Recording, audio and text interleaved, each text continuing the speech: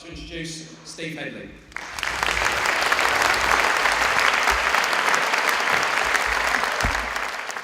Thank you, comrades, for the invitation to speak.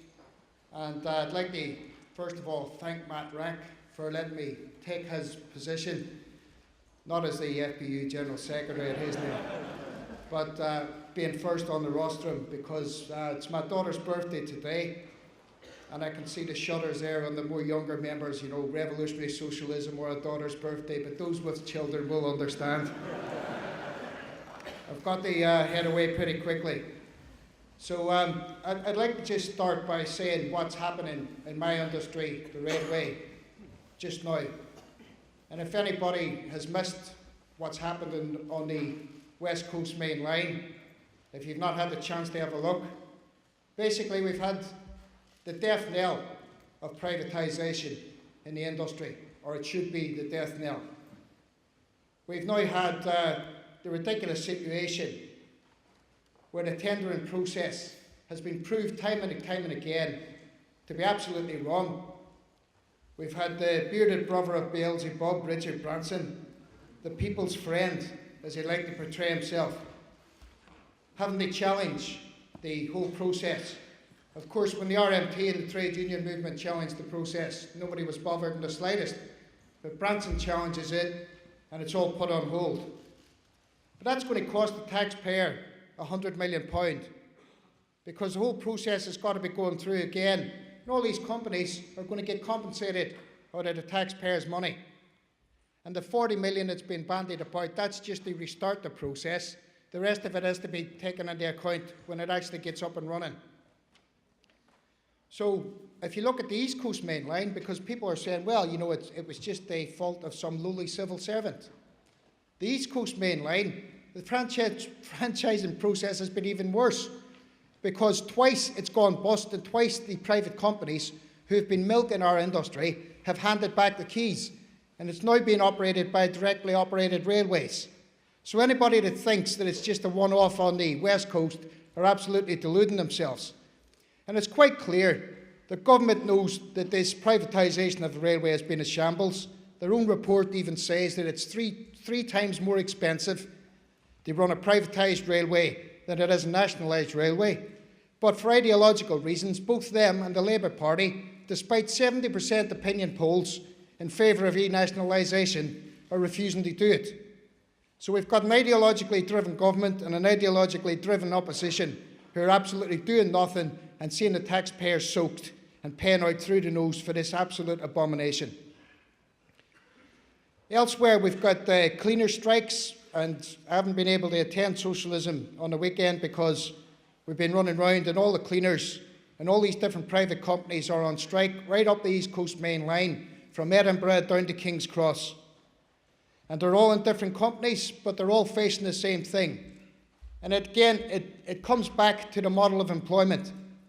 When people are not directly employed, when they're employed by agencies who've got no interest in running the industry, but just an interest in taking profits out of it, then people are going to be paid very, very low wages, the minimum wage or London living wage if they're lucky, and people are going to be exploited massively and bullied by their managers. They're going to suffer job cuts and intimidation on a massive scale.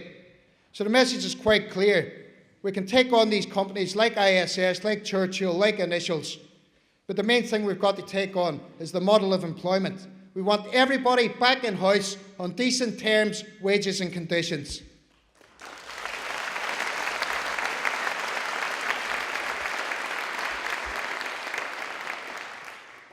And I don't know if the people have caught the TV today, but maybe Ed Miliband and Dave Miliband anticipated my speech, but they've said that they're now going to pay a living wage if Labour Party gets elected, and that's going to be £7.20 an hour they're proposing.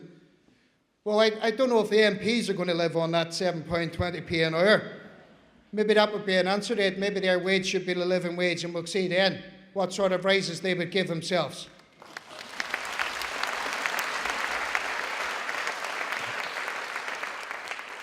And one more thing I'd like to mention about our industry. I don't know if he's been here in this rally or speaking at any of your workshops.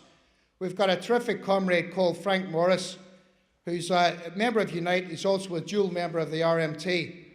And Frank has been blacklisted from the Crossrail site, a site that's taken billions of pounds in public money. And Frank's crime was that he was organising as a health and safety steward on that site. And bizarrely, because he's been attacked, physically attacked by security guards down on the site, Frank's come up with the ingenious scheme is that he's got green gloss paint and he's put it all over his overalls. So whenever they attack him, they're actually getting dirty and there's proof of what's going on. But that's how far that these privateers have actually sunk. And anybody can get along and support Frank, especially the local people here. He's down outside Crossrail every morning from 7 o'clock to 12 o'clock. Frank also is holding a big rally. It's not quite a European general strike, but it's on the same day, on the 14th of this month, so please get down there and show him your support. The other things I want to touch on is the role of the Trade Union and Socialist Coalition in the National Shop Stewards Network. I think we're probably living in very historic times, because 10 years ago, if you'd have been expecting the TUSC General Committee to call for even consideration of a general strike, you'd either be a member of the Workers' Revolutionary Party or in some sort of hospital. But the fact of the matter is, that's what they're calling for. And I think that's due in no small part to the work of comrades in the National Shop Stewards Network, who've campaigned to put that on the agenda and haven't let it go off the agenda, having marches, having resolutions through branches. And I really hope that those people in the TUC General Council do not squander this chance, because people in future generations will look back at this as a watershed.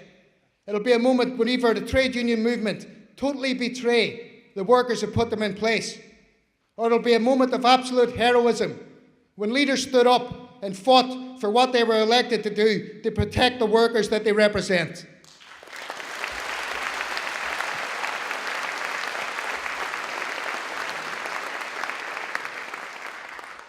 The Trade Union and Socialist Coalition is the political side, to my liking, of militant workers and who we should be supporting.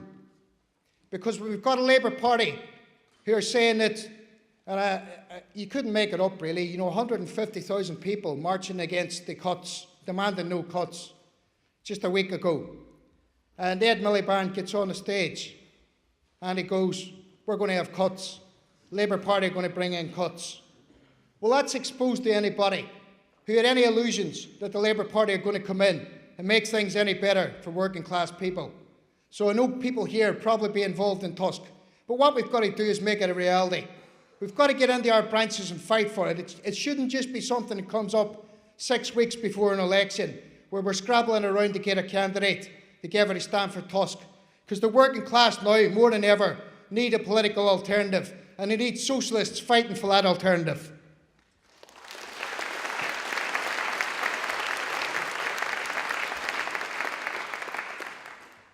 And because of that, I've looked round, and as a militant trade unionist, as a socialist, I've got massive, massive differences with the Socialist Party.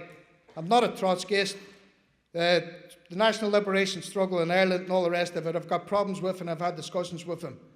But as an individual, I'm going to go with somebody or a party that I agree with 90%, and we'll talk about the 10%.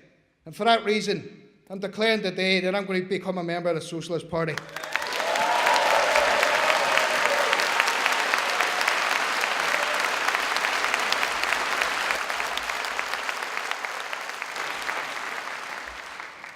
So, comrades, passing resolutions is one thing.